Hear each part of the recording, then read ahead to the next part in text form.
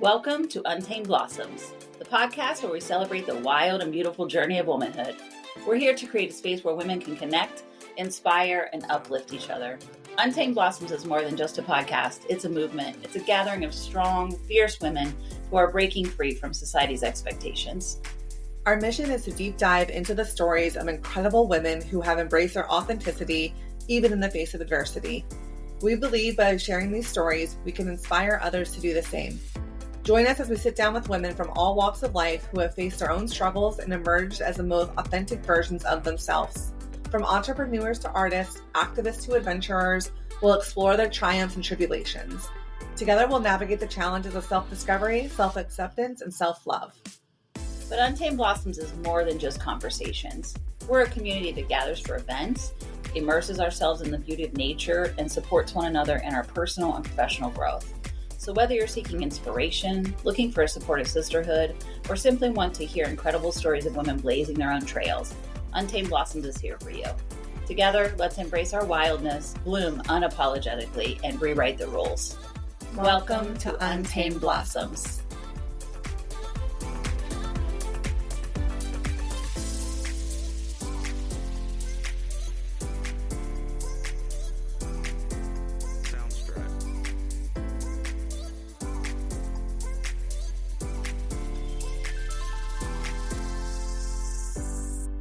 Welcome to Untamed Blossoms. We're grateful you're here. I'm your host, Amanda Riley. And I'm Christy Riley. Welcome to the pod. I can genuinely not believe it's October 28th. It's almost Halloween, your favorite holiday. And this month has went by so fast. So fast. I know. When you got out your Halloween decorations, I was like, man, it seems so far away. And it feels like it was like last week. I know. And then like, done. I know. It's here. Yeah. That's the thing. Okay. Great question I have for the masses and for you at this moment. For me, Amanda Riley, I struggle with knowing when to put away Halloween decorations and when to go out Christmas. Here's why. I do have a solid pumpkin theme that runs through my house year round. Correct. Pumpkins are just one of my favorite things. Yes. So I consider them as seasonal to be all seasons. Right. That's fine. They come in most colors, which makes it easy to do. Totally. Yeah. So I might take down my skeleton shower curtain. Right. And maybe I'll take down like, this is a haunted home, not a haunted house sign. Right. You know, maybe my spider web door hanger. But other than that, I kind of leave up the rest of everything else. Yeah. Until I decide, wow, that's my question for you. Sometimes I don't want to wait till after Thanksgiving because that's when things get so busy. So put up your Christmas decorations? Yeah, I kind of like doing it like the week before Thanksgiving, but I know people get really salty about that. What's your take? I think it's fine. I think do you. Do what is right for you in your life. Some people like, as soon as Halloween is over, the Christmas decor goes up. Yeah. Like they do not wait for, Christmas decor is up for Thanksgiving, period, the end. Yeah. I just think, who cares? Yeah, I like that. Right? Do you. Do what makes you happy, what feels, we've had a podcast about finding your joy. If that brings you joy, then do it. Who cares? Totally. So, if that makes you a freak in some people's eyes, who cares? Wave your freak flag, girl. Wave your freak flag. I just think Christmas decorations are so sparkly, and my Christmas decorations are so sparkly. That is just so fun. And once I can't see an orange or red leaf, I'm like, well, there's no point of enjoying the fall anymore. Let me get to Christmas. Yeah. Yeah. So I'm going to have an amazing last week of fall. I like that it falls on a Thursday, Halloween. Yeah. Because I really feel like this whole week, I'm talking Halloween movie marathon. I'm talking, maybe I'm going to carve a pumpkin this week. Nice. Just for fun. Leave it out for the year afterwards. Yeah. I'm making chili tonight. All the fall things. Plus, you had a great party this last weekend. It was a great party. It was so nice having a bonfire and just hanging out. Yeah. The projection TV out. Yeah. Football playing. It was great. Yeah. We had a great time. Watched The Shining in the evening. Nice. Late. It was so fun. Nice. Yeah. So thank you for coming. I'm glad I was out before The Shining. I wouldn't have been able to hang with that. Like, and I'm out of here. So. I gotta go. I don't, scary movies and me have never gone. I really loved your night sky costume. Thank you. And I still see glitter all over the house, and it makes me I apologized before I got here. I love it. Like, glitter's everywhere. I love it. Every time I see a little shine, I think of you. Yeah. And you were Paris Hilton DJ. Yep. Which is great. Fantastic. Yes. Except for we've had another nail situation. Every time I put on fake nails, I deeply regret it. Yeah. So although loved being DJ Paris Hilton, you're dealing with the fallout of the nail. I'm dealing with the fallout. Yeah. So you can't win them all. Yeah. And then the grandbabies have had me going to trunk or treat and trick or treating this week with them. So that should be fun. Oh, that'd be fun. Are you going to dress up for that? I don't know. I might put my night sky costume back on. It's going to be warmer. Yeah. So at least you won't be freezing. That's good. Yeah. So we'll see. Remy just really wants me to go. So yeah, we'll see. I don't know what Oliver's doing, so I'll just see what he's up to and his family. Yeah. And then make plans. But I'm sure I'll be spending time with them too. That's fun. But having little kids, so much. Totally. Yeah. I don't know when trick or treat is in this neighborhood, but I may consider passing out some candy. Most of them are on Halloween. Yeah, especially since I think it falls on a Thursday this year. Yeah, it's usually a Thursday. So okay. They try not to do it on the weekend because it's too busy and kids get hurt. So they try to do it in the middle of the week. Yeah, that makes sense. Yeah. We had our second women's circle yesterday. Oh my God, it was so great. It was incredible.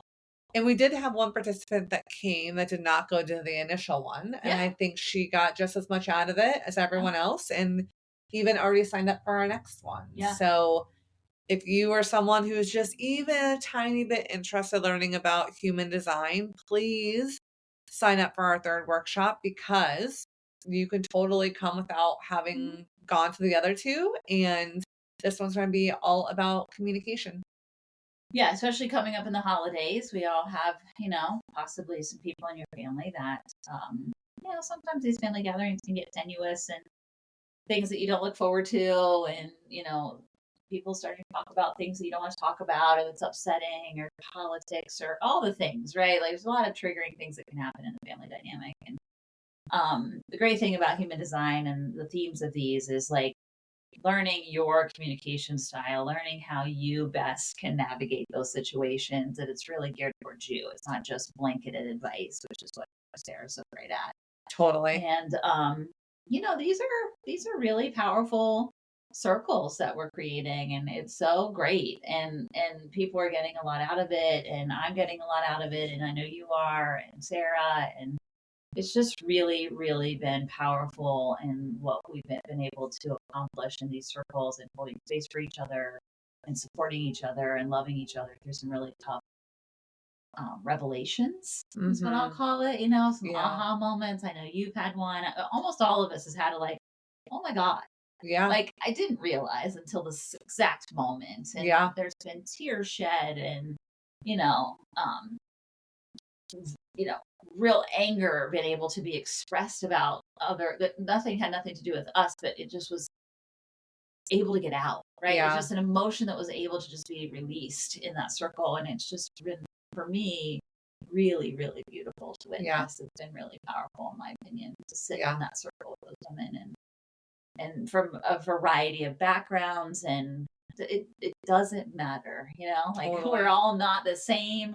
We probably aren't exactly the same in our opinions about things, but in this circle, we are kind of one in how we support each other and show up for that circle. It's really, really powerful. So if you're looking for that and you need it, please join us. We'd love to have you join. Absolutely. We have two more. So it's the communication one, and then we have one about your greatest gift a little later in the year. So in December. Yep. And then also on November 22nd, dance party. So we have our free event. You can purchase some Better Bev beverages at that event. We will have THC drinks, kombucha, some NA beers, lots of different options. And then our theme is just to be your most authentic, wild self. You have a sparkly dress you bought in the year 2017 and it's been in your closet because you're like, why did I buy this? Where will I ever wear this? Hey, this is your spot. This is your chance. Yeah. You want to wear full body glitter? Do it. Bring it on. You want to have a crazy outfit that you just love, but there's whatever that is, that's just you've never had an occasion to wear it. This is the safe space. It's for women over 30. It's a safe space to come, be with your own kind, laugh, dance, have a good time, and just be. And not worry about how you look dancing. If you're someone who loves dancing but doesn't like to go somewhere to dance because you're like, I don't want to be judged, literally, this is your opportunity to go somewhere and flail. Yeah. Flail your body around. Yeah, do it. No one will care. Nobody cares. Yeah, safe space, come and dance. I personally believe that dance is really important for women. We store a lot of emotions in our hips, so just moving your body, releasing that energy, moving your hips can be so therapeutic and so beneficial, and it's just fun. Go and shake your ass for 3 minutes, and I guarantee you at some point you'll have a smile on your face. Yep. So it's just a really cool therapeutic way to be in the world. We're celebrating Amanda's second sober anniversary, and which is why it's a non-alcoholic event. And we're gonna have served lots of fun things and come out and support the Better Bev lady, who's Better Bev Co, which we adore her. She's great, and trying to get her more business. So yeah, join us. Yeah. Well, today we have a guest that we met through one of our other guests. Yes. So Dr. this Mary is a recommendation from Dr. Mary, and Mimi will be with us talking about the Women's Affirming Women's program. Yes. So this is a nonprofit program that was started by 4 other ladies. That was not her, and she was a part of the board. And just recently, in the face of it possibly going under after COVID, has taken over as director and has a lot of really great plans for it. And their mission is really incredible. We'll let her tell you about it. But I never considered this being necessary. But the more I thought of it after our initial phone call with her, I was like, wow, how incredible. And as somebody who's in the medical field and has been surrounded by people who are full-time caregivers, it is such a burden of love, but also still a burden. It's so hard, and they never get a break. And the fact that this nonprofit helps them really get some time to themselves and care for them, it's a really beautiful mission they have. So absolutely. All right, welcome Mimi to the pod. How are you? Hi, I'm great. Thank you, ladies, so much for having me. It's a pleasure to join you today. Oh, we love having you. We can't wait to hear more about Women Affirming Women. We would love to start off today, really, just knowing, before we jump into the program itself, let's hear about you. Let's hear about your past career and just where you've been and some things that have gotten you up to this point. Sure. Well, I'll be honest with you, ladies. If you asked me 20 years ago that I'd be sitting here talking to you as the executive director of a nonprofit, I'd tell you were both crazy. So I started my career in a much different place. I practiced law, so I was an attorney with a large law firm for 23 years. Wow. So I defended companies in large pieces of class action litigation, and I had a pretty crazy schedule in terms of my work demands and my hours, etc. So I did that for about 23 years, and then life kind of threw me a curveball, and I woke up one day and decided I had too much stress in my life and I needed to make a change. So I made quite a change. What were those stressors that kind of popped up for you that made you think like, this can't be it? Like there has to be more than this job, because I would assume that kind of position obviously pays super well. Yes. I mean, I was very fortunate and very blessed as far as, at least the work I was putting in was worth it in terms of my compensation. But, we hear so much today as professional women about work-life balance. And I do have to say, as much as I hate to cave into that, I'd like to think that I was, above all that, having to worry about work-life balance. It's difficult to manage a career that's that demanding. with also the challenges and demands of being a good mom. So I had three children at the time when I was really in the building stages of my career, trying to make partner and trying to climb my way up the ladder towards partnership. My children were all small. So, I had a newborn and a 2 year old and a 4 year old when I was probably in about my fifth to sixth year when I was trying to make partner. So, you can imagine what it's like juggling a family with three small children and at the same time that you're trying to make partner in a large law firm. So And I'm assuming that equated to 60 plus hour work weeks and yeah, 60, 70, 80 hour weeks depending. So I worked in litigation, which means that a lot of our schedule was driven by the court schedule. yeah, So whenever the court would set a case for a hearing or a motion or for trial, you can't just rearrange the schedule because your child's sick. So you got to make it work. right, right. Yeah, it's Yeah. tough for sure. So I did that for private. I stuck that out for about 23 years. So I got through a lot of those challenges. Fortunately, I have a very supportive husband and, we really worked as a team to make that happen. But then, I got to the point where our firm had been merged in with another larger firm out of Indianapolis. And so we had, a different kind of management style and a lot more emphasis on billable hours and less on that kind of work life balance, quality of life type of law practice. So that was really at the point that I decided I needed to make a change. And so I decided to resign my partnership, and I really didn't have a plan B. And an opportunity just kind of fell into my lap. I had been at a hockey game. My son was playing for the high school hockey team, and one of the administrators came up to me and told me that they had to let the business law teacher go. And I said, "Oh, that sounds like fun. I might like to try that."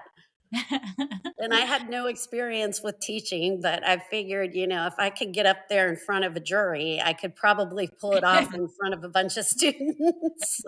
A bunch of high schoolers should be a piece of cake at that I'm point. thinking I have to be the smartest person in the room. At least I'm hoping I am. So I went in for an interview on a Sunday and I got the job and I started the next day. And that Wow, was, yeah, it that's was great. I loved it. It was a lot of fun. My son was in my class. So, of course, he and his friends gave me a run for the money. But yeah, so I did that for 8 years and I loved it. And a couple of things happened in my personal life that I just found this calling and I just felt so strongly called towards women affirming women. And here I am now, having been in the role of executive director for about a year, and I could not be happier. In your past, you have been someone who volunteered your time a lot, and you have been someone who was passionate about giving to others. So, before we go Right. into the program a little bit, can you talk to us about where that love of like helping people came from? Well, a lot of it had to do with my upbringing. So I grew up in a very Catholic family, and so part of my educational experiences had always entailed some type of a service component. So when I was in high school, and then again when I was in college, I went to Catholic high school and Catholic college. There was always a lot of emphasis on service. And so I was always very involved in service at both the high school and college level. And then even when I was in law school here at Ohio State, I was a big sister. So I was in the Big Brothers Big Sisters program, and I was a big sister to a little girl here in Columbus. So it's just kind of something I grew up with and something that's really important to me to give back. I feel like I've been blessed with so many gifts, and you need to share that with everybody who needs our help. So yeah, agreed. that's kind of where the service aspect came in for me. It's really something that I've been doing for a long time and continued into my adult years, even during my career. I spent time on different boards and was involved with an organization called Christmas in April, Mm. which is an organization that helps rebuild homes for low income folks. And then, so you decided after just one random Tuesday that you told your husband, "I think I'm going to dissolve my partnership tomorrow." How did that conversation go? Honestly, I don't think it was a big surprise to him because I think he was actually getting worried about me because I feel like the stress was starting to manifest itself around our house. I would have such anxiety on Sundays. We used to call it the Sunday scaries. Yep, still do. Still what they're called. The Sunday scaries. So I would have such anxiety. In fact, one Sunday, I he actually called the squad because I had to breathe into a paper bag. I was so stressed out. It just got to the point where I was just so anxious, just even having to go to the office, Yeah. just because there's so much pressure. And, I just wasn't enjoying it anymore. And I had always loved the law. I mean, I'm kind of a nerd that way. I've always loved research and writing, and I could always geek out on a interesting legal question. And just even that wasn't enough for me anymore. I just felt like the anxiety and the stress of it was really starting to impact my quality of life. And it was just not fun anymore. Yeah. So he was relieved. I Thank think goodness. he was, I think he was a little shocked because, I'm such a type A person. And there had been so many times like that throughout my career that I just kind of pushed through and white knuckled it. I don't think he had realized that I was kind of at the breaking point, but yeah, he was definitely very supportive. And I think he knew that I had hit my max in terms of stress and anxiety. And he knew that it was the right time to make a change. Yeah. That's Yeah. awesome. That's Yeah. fantastic. So tell us about how you started with Women Affirming Women. So I had been asked to join the board of Women Affirming Women by a friend of mine, Mary Felice. So Mary is our president. So she's the president of our board. And that was back in 2021. So at that time, the organization was kind of going through some, for lack of a better word, growing pains, really having to do with the aftermath of COVID, Yeah. because our programming was really contingent on a couple of different factors which changed after COVID, and it made it difficult for us to be able to get things up and running. So she asked me to be on the board. Plus, she wanted to have an attorney on the board just to get that perspective, kind of a critical thinking analysis perspective on how to possibly get the organization back up and running and possibly taking it in a new direction. I joined the board back in 2021. So what was the layout of the program at that point? So there was like one main event. Is that correct? Yeah. So basically, our program, we're called Women Affirming Women, and it's important to understand who we serve before you can really understand what we do. So our demographic, our client base is all women who are caregivers. And by caregivers, that could look like a lot of different things. We have a lot of single moms that we provide services for, but we also have grandmas raising grandchildren. We have kinship caregivers. We have what we call sandwich generation moms, which would be moms who are raising children while at the same time caring for an ailing parent. We have caregivers who are caring for ailing family members, but don't necessarily have children. So the commonality is that they're all women, they're all caregivers, and all of these women would be considered economically disadvantaged. So, what we're seeing in that population is that many of these women are the sole financial source of support for their families, in addition to being caregivers, which puts an inordinate amount of stress on them, um, as far as time demands, but also emotionally, high incidences of depression and anxiety among our clients, um, extremely high incidences of Go ahead. social isolation. And that's because they're so busy with their work lives and with their caregiving roles that they just don't have time to really nurture friendships and to find outlets for support. So a lot of these women really feel like they're going it alone, and they are going it alone. So what we do is our organization provides respite and wellness services to this particular population. And respite meaning rest. So, literally, we provide programming which enables the ladies to just take a break and to get a rest from their caregiving roles. And then we also have programming which helps them to try to um, help themselves in terms of improving their physical, mental, and social well-being. It's awesome. Yeah. So it originally started where Women Affirming Women would put on one big kind of Respite weekend. weekend, yes. Yes. And Yes. it would basically be to build up to that. But then you took a different approach, correct? When you joined? Yeah. So when I had been asked to join the board, and prior to that time, so the organization had been around about 21 years at that point when I joined the board, and it had always been a single event organization, meaning all of our planning, all of our resources were all dedicated to a single event, and that event was called the Women's Respite. And what that was it was a 4-day weekend retreat that was held here in Columbus, Ohio, at a retreat center here in Columbus. At which time we would really give the ladies a break and truly a pampering weekend.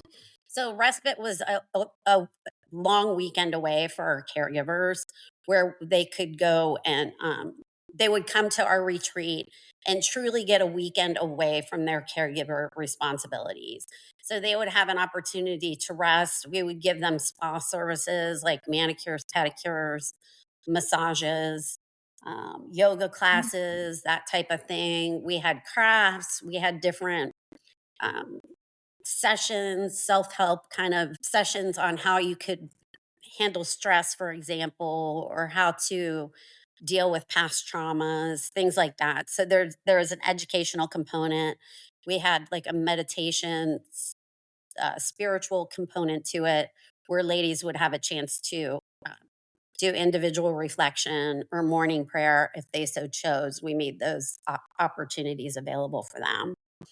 And it was really just a time where they could really focus on themselves as women and to really think about how to become their best selves as women, not just as caregivers. And so we would do that event once a year, but that was really the only thing we did. And so, when I joined the board, I thought that was a fantastic, wonderful thing that we were doing. But I just felt that we needed to do more because in order to really support our community of caregivers, we needed programming that was more sustainable, where we could have more frequent touches with the ladies and where they could gather in community to really build that community of support that we were looking to help them build. You can only do that if you're spending time together. So that's what we decided to do. And this year, we rolled out for the first year ever what we called our caregiver connection circles. And so those are our monthly programming events where our ladies come together every month we start off by sharing a meal together, and the meal is complimentary for the ladies. So they have a nice dinner together. And then we have about an hour to an hour and 15 minutes of programming. And the programming can vary. Sometimes it's just fun things. So we've done things like painting parties. We've done things that you could say are fun and educational. So we did a cooking class over at Local Matters, and it was called Cooking on a Budget. So healthy cooking on a budget. So a class where the ladies can learn how to make healthy food choices while still doing it in an economical manner. We had sessions on networking and resume writing, on stress management. Are We there just any had a whole variety of classes for them. That's awesome. What a nice opportunity for Yeah. them. A variety of not only self improvement, but also just relaxation and, creativity in women is so important, right? To have an outlet for that in so many ways is such a gift for them. Yeah, and I think what has been so gratifying about that is, well, first of all, when we started in January, we kicked off that program this January, and we only had 6 ladies show up. So I was beginning to feel like, it was my birthday party and no one came to my birthday party. Right. So I Been was there. feeling like the little kid that had no friends on her Yeah. birthday. But the good news is that word got out, and we are now welcoming up to 40, 45, 50 ladies per event for our monthly caregiver circles, which is just great. And what's even better is the first couple months when the ladies were coming, you could see that they had their walls up. They were very guarded about talking to the other women and about sharing much of themselves. So you could tell they were proceeding with caution. And, as the year has worn on and the ladies have gotten to know each other better, they're now trade exchanging numbers.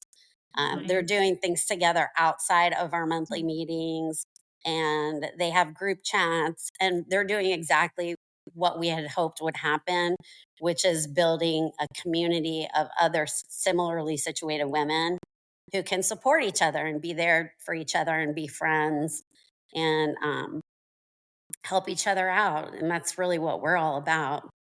Yeah. Do you guys organize the respite caregivers to go into the homes while these ladies are either at the retreat a weekend or, like You know, how does your respite services work? Yeah, that's a really good question. And that's usually one of the first questions people ask us is, well, what happens to the kids or the caregivees Right. when the ladies are on respite? And it's interesting. I don't know how it has managed to turn out this way. We've always been really lucky. And the ladies have kind of figured it out, either Mm, through a family member that kind of comes in to save the day or for a friend, or they've always somehow managed to make it work. I think that for many of them, a lot of these women, they really don't have opportunities to have any time off or any vacations. And so they really prioritize this and they really do everything in their power to make it happen. But to your point, that's one of the things that we've been working on this year because I could foresee that definitely being a problem. Yeah. These are caregivers, but who's going to care for their children or for their other loved ones when they go away for 4 days? So we've actually had some luck. There's another nonprofit in town that we've been working with, and we're talking about a partnership for next year. And what this organization does is they have a network of churches, and families within those churches will agree to take children into their households for a certain given period of time. It can be anywhere from like a couple days to a whole year, depending on the oh, wow. circumstances. And Yeah. so we've talked about partnering with them, looking toward the possibility that they might be able to support our ladies for those who are not able to find childcare for the time when they're away at respite. So Yeah. that's some more good news for us. Have you gathered feedback from the ladies? Like, what is some of their most favorite programming things that you do? Like, what do they just love and look forward to? I think for sure the pampering side of things. Yeah. They really, really loved the massages. So this year at Respite, we had massages for them, which they absolutely loved. And we also had something really cool, which was our no cost shopping boutique. So what we did was we set up a boutique at the retreat center where we had the retreat. And so we brought in all types of accessory items. So no clothing items, but any kind of, we call it the finishing touches boutique. And so it would be things like jewelry, um, sunglasses, shoes, scarves, you name it. Hats, And belts. hats. Yeah. belts, things like that. Yes. And so we set all this up and it was so cute because one of my girlfriends was in charge of the boutique and she had all these cute stands and it looked like a little shop. It was the Uh-huh. cutest thing. All Amazing. kinds of stuff for them to shop for and it was all free. Like they had coupons that they could use. Purses, they went crazy over the purses. And it's for sure they loved that. That was the highlight for many of them was just going in and getting to. It felt like a shopping spree, you These are know? all new items that you guys found and had donated or that you had Yeah, they're purchased? new or gently used items, and Yeah. so we went through and we sorted everything and everything was packaged up really nice and Nice. all the jewelry was mounted on little cards. So it looked like it was, right out of the store. Yeah. It was really special and they went nuts over that. That's so cool. They love that, and then they Yeah. also loved we had a really fantastic speaker this year who talked about, her topic was called mending brokenness, and Mm. so, a lot of our ladies have suffered, some pretty significant traumas in their life, and so our speaker came in and did a workshop with the ladies on mending brokenness and, how to navigate some of these traumas that they've suffered and how to deal with some of their anger and other emotional fallout from some of the trauma that they've suffered. And across the board the ladies said that that was just incredibly helpful and really helped them to kind of deal with some things that they weren't necessarily comfortable talking about Yeah. in the past. So Mm. uh, I think that they really enjoyed a lot of different aspects of the retreat. Some of the ladies really appreciated the morning time that they had just for prayer, which was totally optional. I'd say probably more than half the ladies would attend. We would have that for a half hour in the morning. More than half the ladies would attend that in the mornings to get their day started, and it was just like a little prayer service, or and then time for them to be able to pray, on their own. I think we all know as women, having that quiet time to start your day can be wildly impacting to everything else that happens. If you have that moment to yourself to whether it be meditate and enjoy a cup of coffee or to pray or whatever that looks like, it can really change things. So I'm not very surprised that they felt so, gracious for that space. Absolutely, because a lot of these ladies, they don't have even that quiet moment. They don't have a minute Yeah. to themselves. And so Right. this was truly a gift for them to have some time like that, just to be on their own, in their own thoughts and in their own feelings, and When's the just last have time they time. got a gift given to them of a physicality, right? So the boutique, no wonder they loved it. Like how many as a primary caregiver of and the sole breadwinner, how often do they get gifts bought for them or given to them? Probably I not very think often. most of us, we're always looking out for the needs of our children. And, Yeah. whenever you get some extra money in your Yep. pocket, I don't know, Yep. I always want to spend it on my kids. Right. And so Right. it's nice. It was nice for them to have, they were really showered with a lot of gifts and a lot of nice things. And, That's awesome. I know that they really appreciated that because that's something that they don't get to enjoy Yeah. hardly ever in their lives. So Are there ongoing items that, people that are listening right now that would love to be involved in something like this? Are there items like gently used things or even, that you guys look for regularly that people can donate? we do actually, we're always collecting items for our boutique. And so we actually have a wish list that we have published on our website. Okay, So great. it would be new or gently used finishing touch items. So things like I've described, hats, purses, they go crazy for purses, jewelry, belts, fashion scarves, sunglasses, shoes, anything that might brighten up an outfit or a little splash of color to make the ladies feel extra special. So Awesome. we take those collections on a regular basis, and we can arrange for pickup of those items. And we have a place on the website that you can link out and sign up if you're interested.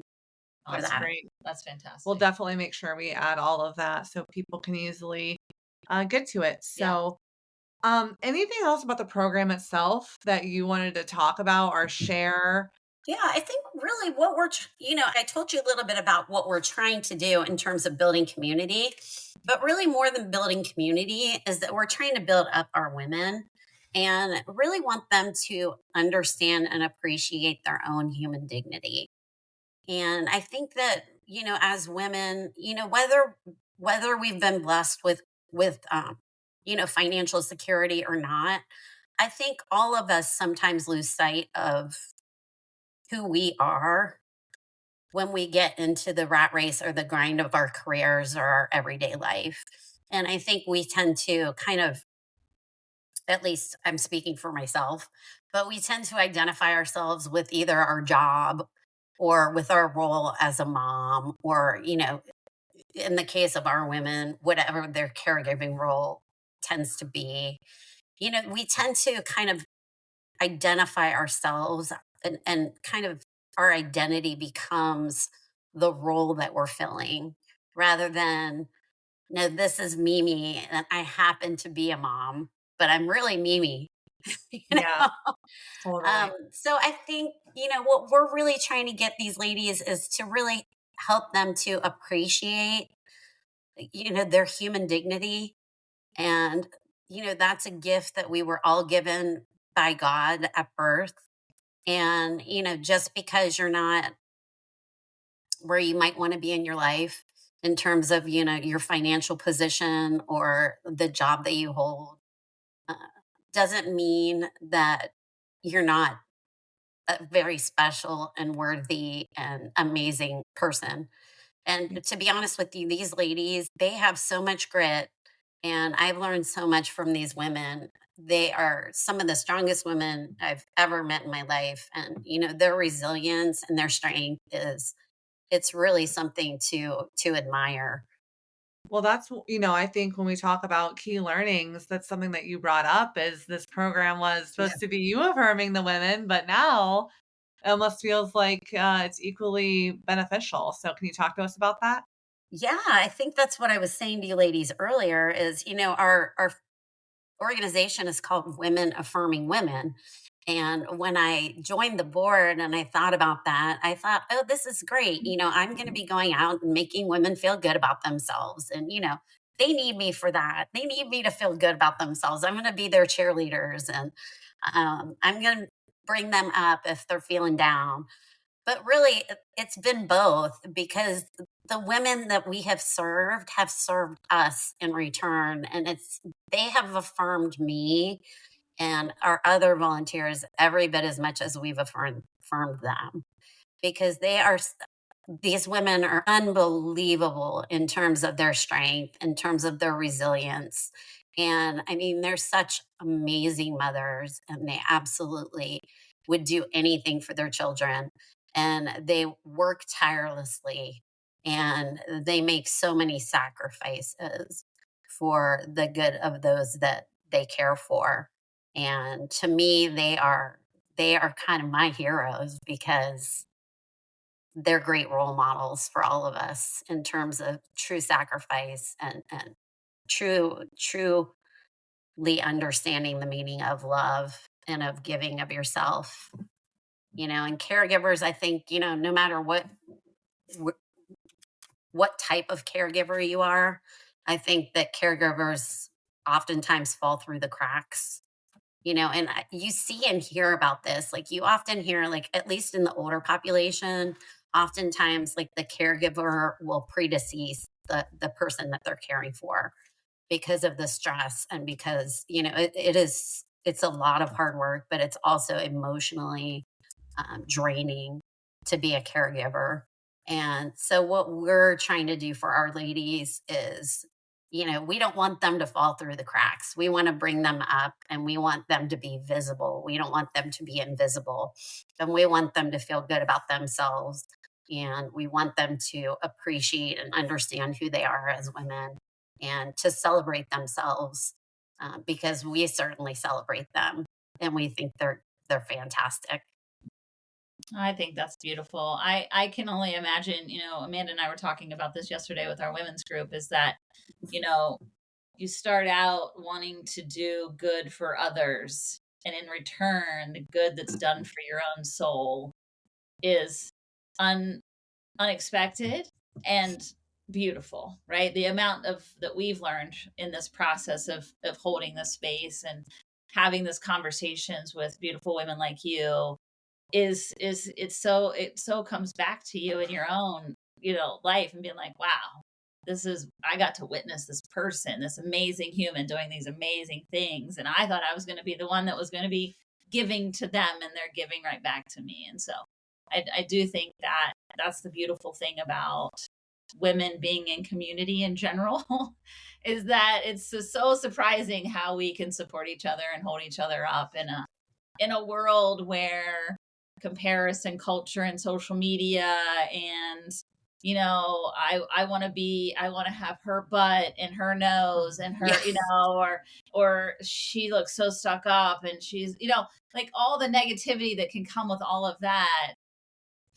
There's so the opposite of that in these circles and what you're doing, and it's so beautiful. And It's really true, and that you make a great point about comparing out. Because I think of even just, we tend to compare out all the time, and I find myself doing it with the women that we're working with, because I met a lady a couple months ago. She came for the first time, and her name is Abigail. And Abigail told me that she was in 26 foster homes during her first 19 years of life. wow. Okay, so I think that speaks for itself in terms of the experience that she had, you know, shuffling from foster home as a child and as a young woman, as a teenage girl, and how hard that must have been.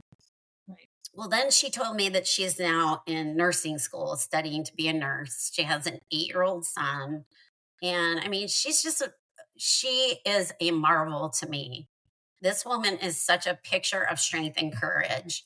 And to be able to bring herself up through that period, that lengthy period of instability, which basically was her entire childhood, and to be able to get herself into nursing school and to be headed on along that path. And ironically, it's a path of nursing, which is a caregiver role. To be able to want to give back and to care for others after everything that she's been through. To me, that just says it all. Yeah. It's Yeah. it's like we think that we have challenges and that things can be difficult, but like when you listen to Abby and she tells her story, You're she's like, an mine's inspiration. fine. I'm fine. I'm Yeah. totally fine. Yeah. Yeah. Like Yeah. she's truly an inspiration. She really is. Yeah. I think that's what's so helpful about just giving space for people to tell their story and to Mhm. talk about what they've overcome, which is why we started this entire podcast, is giving that space available and saying, hey, like, tell us how you got through this. Tell us what you've learned. Like, it's so, so important because everyone is a bit of a mirror, right? Everyone mirrors back something to you, whether you like or don't like. Right. And I think it's beautiful to even have that moment of, if she can do this and she's here, maybe I can, or maybe my friend that's going through this time, maybe she'll be okay. But when we're looking at the highlight reels of social media and of life, we miss the opportunity to see the stuff that isn't so great, that might be messy or hard. And without having the conversations, you can't learn from each other. Well, I commend you both for opening this space and making it available, because you are absolutely right. We do learn from each other and we grow from having these discussions, and Yeah. Yes. it's I really a learn pleasure. something every interview. I do. Yeah. In every Same. women's circle, I learn something about myself or rediscover something about myself. I think a lot of us are going through this rediscovery phase where, you're exactly right. We lose ourselves to our roles and our all the roles: motherhood, wife, sister, daughter, all nurse, what attorney, like we have all these labels that really aren't us at all. They're just the roles that we're playing, right? We have a lot of Yes. different roles that we're playing, but we lose track of Right. who we are, and we're trying to reconnect to that. And every Yeah. conversation, I reconnect with Christy somehow, and I know that Amanda reconnects with Amanda somehow. And that's really our hope, is that we're just here to create a safe space for each other Yeah. to find ourselves. So Well, I think you make another good point, and this would probably be another one of those moments of clarity for me, or maybe a teaching moment for somebody else, is that, we have roles and we're often, doing different things at different stages of our life. But I think what I've learned from a personal standpoint is, the role that you're playing now may not be the role you're playing in 5 years, right. even though you think you might be. I thought that I would be a lawyer for the rest of my life. And here I am, having been in the interim, been a high school teacher, and now the executive director of a nonprofit.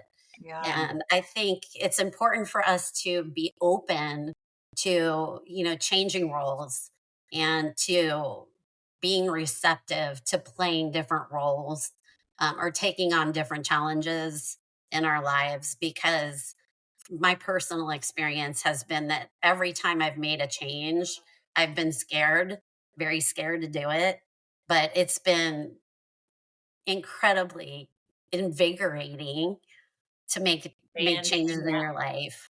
yeah, yeah. And it's also made me so happy. So it's with each change, I find I discover something else about myself.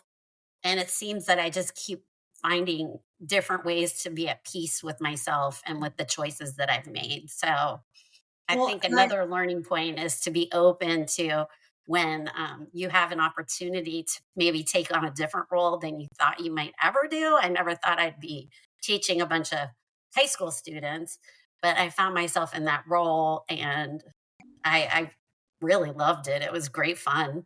So, Do you, Amanda and I've had this conversation in the past. She jumped out of corporate America not too long ago. And I was a pediatric nurse in here in Columbus at one of the top 10 children's hospitals in the nation. I was an ICU nurse, and all the things that people go, "Oh, really?" Like, we get caught up, our egos do. You were an attorney and a high powered partner in this group, right? Mhm. Like, Yes. how did you navigate coming? Because I know that I personally was so indoctrinated into my role, and my ego was so tied to the responses I was getting. And I Yes. know Amanda's had that too. Is like, when you take I'm going to say, a step away, not a step down, because I don't think any of these are linear. And you talked about that, right? There's no Mhm. linear, like, yeah, I continued to climb the ladder. And then I was miserable, right? And I Right. was having anxiety attacks, and my husband was calling the squad. And Yeah. and I know that Amanda was having the same issues, and I totally was just not wanting to go to work every day. And so you get into this grind, and so, but I was so attached to the label, and my ego was so attached to, oh, I can't believe that you did that. Oh, how great. I couldn't imagine. Right? Like, Right. how did you navigate that? Did you have those moments where you're like, oh wow, I don't know that I can tell people I'm a high school teacher now, that thinks that I was an attorney, before? Like, do they think that Yes. I had a drinking problem and a drug problem, and I got kicked out of the firm? Uh-huh. And did you ever Yeah. have those moments of doubt about how people were going to judge you? Oh, absolutely. In fact, that was probably one of the things that I was most scared of, Yeah. because I wasn't really scared about becoming a teacher as far as like the job tasks, because I kind of knew if I could stand up in front of a jury, I could probably pull it off in front Yeah. of, Right. this group of high school students. But it was more about myself and my own self image and my own self worth. So, and that kind of took a couple of different avenues. So, first was financially. Like, we had saved, and I was prepared to take a ginormous pay cut. But so obviously I wasn't bringing in the same amount of money or even close to it. But, I had some insecurities about that, not because we needed my money to pay the bills, but because I wanted to feel like I was making a value contribution to our family and to our marriage. And I didn't want my husband to feel like I was giving up on that, Mhm. Yeah. you know, because I always felt like it was important to me because I had been blessed with a big brain that I need to use that and use it to bring in money and to help, Yeah. keep the house running. Right. So that was part of it. But then also the social, what will people say? Oh, they're going to think that, I gave up or that I'm lazy or, who would go from, I mean, I would have people just like, are you crazy? You would give up your partnership and now you're just a teacher. They would say that to me. Yeah. And, at first it did bother me. And people would ask me what I did. And I used to say, well, I used to be a lawyer, but now I'm a teacher. And then I just dropped the I used to be a lawyer part. And Yeah. because I just got to the point where I just was so happy and I was so at peace with it. And I It didn't didn't matter. care. It didn't Yeah. It matter. just Yeah.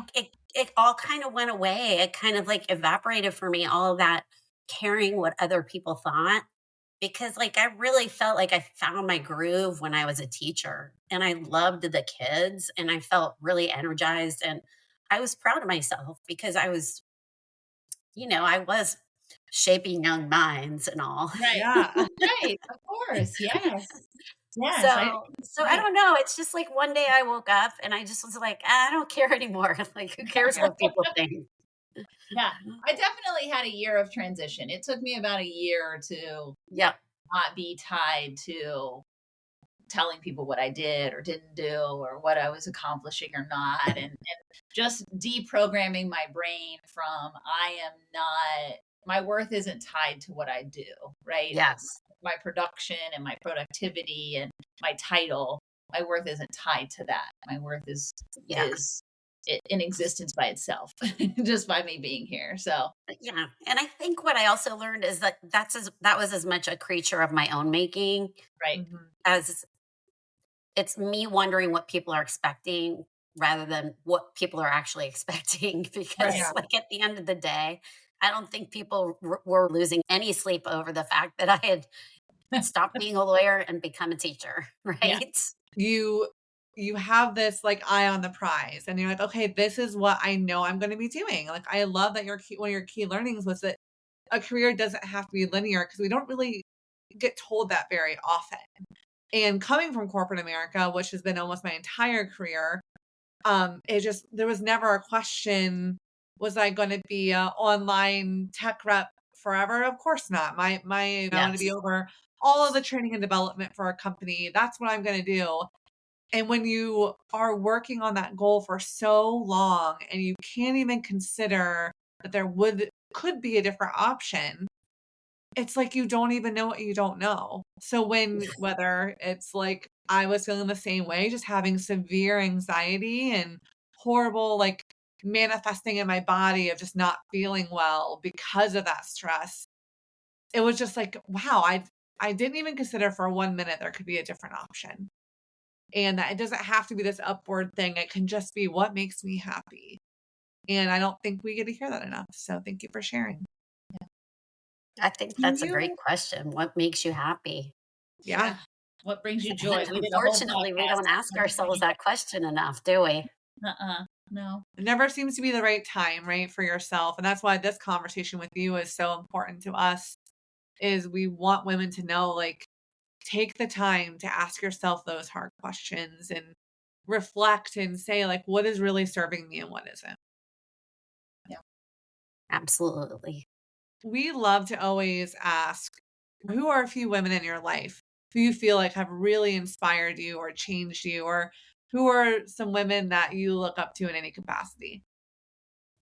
Well, now I'm going to sound like corporate America again, but I've been given a lot of advice over my years when I was in the work world. And one of the best pieces of advice that I ever had was to find a mentor, find somebody who will be not just a mentor, meaning someone that will be there to give you advice, but also a supporter or an advocate for you, somebody that will be there as to not just to mentor you, but to advocate on your behalf. And I think I had one of those. It happened to be a very strong woman, somebody in the same law firm that was already a partner when I was an associate.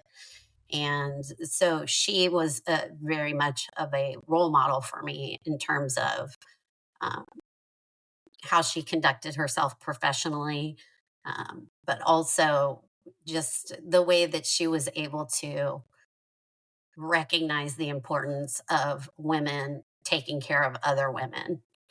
And I think that as professionals, I always felt strongly that that was something that we all owed each other, um, in the professional business world. But I think it's true of womankind in general is, we need to take care of each other. We need to be advocates for one another. And, Madeline Albright had some saying about, there's nothing worse than a woman that doesn't take care or support another woman. She said it much more eloquently, but the point being that we owe it to each other to be there and to support each other. And I think that's one thing that I learned from this person in particular who I really look up to and admire. And as a result of that, I've tried throughout my life, in my professional and personal life, to um, to be there for some of the younger ladies. Even some of my students, I tried very hard to be a role model for them and to be a mentor for them. And some of those kids have gone on to law school, and I meet with them regularly and give them advice and talk to them Now about you're the running a nonprofit supporting women, yeah, affirming women. It sounds like yes, you definitely found your calling for sure. yes. So yeah, so that person was very and continues to be a dear friend, but a very important role model for me, and a very special person. And then, of course, my mother, who is no longer with us, but my mom was a wonderful, caring person. And I think the value that I place on nonprofit work and on service, I learned from my mother because she was a person who always gave and did so much for other people and always gave of herself. And so I really, obviously, have taken a lot of what she did and the kind of role that she taught me, and I've hopefully put that into practice in my own life. It's nobody famous. I don't have any famous Don't woman have that to. I look. It's No. not going to be like. I guess I wish it was Reese Witherspoon. Most Like, I'd like to look like her. I'd like to have her wardrobe. Thank you so much for coming on with us and telling your story and telling us about Women Affirming Women. We'll definitely partner up, hopefully, to do something in the future. And we'll definitely put all of the stuff in the show notes so that people can find out how to help you guys if they're Cool. feeling called to do so. I think what you guys are doing is incredible, and we wish you all the luck in continuing to Thank grow. you. I know that you have all of the ideas to grow it exponentially, and I hope that you see that to fruition and it all comes to fruition. Well, thank you. And there's also information on our website if anybody's interested in volunteering. We are always looking for volunteers to help us at our respite and at our monthly caregiver circles. And then also, any type of financial donations are always welcome. So there is a place on our website if you would be interested in making a donation. We would be grateful and we appreciate those as well. So Absolutely. So whether you're looking to participate in the program or to donate, the website's definitely the best place to contact, correct? that is correct. You can find it all on the website. I'm very Amazing. proud of our website. We just rolled out a new website in February, and it's a masterpiece. Yeah, you guys have been working really hard on it, you said. So that's amazing. We'll go check it It's out quite for nice compared to what we had before. So I'm thrilled. Yes. Amazing. All right. Well, thank you everybody for joining us for this week's episode. We hope you're able to connect with some of today's learnings. Remember, you can find us on Spotify and then also Apple Podcasts, and of course on Instagram and Facebook. So we love you all. Until next time.